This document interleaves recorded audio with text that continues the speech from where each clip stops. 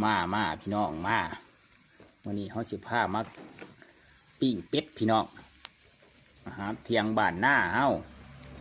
ปิ้งเป็ดนี่ก็บ่ให้เว้าเลย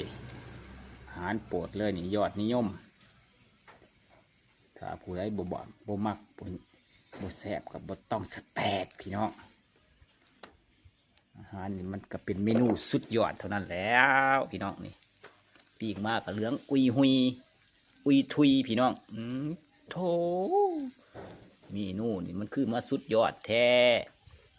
ปิ้งเป็ดพี่น้องปิ้งเป็ดนี่กำลังได้ที่เลยทุกคนมาเด้อเผื่อสิอยากผู้ได้สิสแต็กน้ำกับมานี่เมนูมื้อนี้โบแมนภาพปลอมนะพี่น้องมันเป็นเมนูของจริงปิ้งปิดจาจกคนจนอาหารเที่ยงวันนี้มาเด้อพี่น้องทุกคน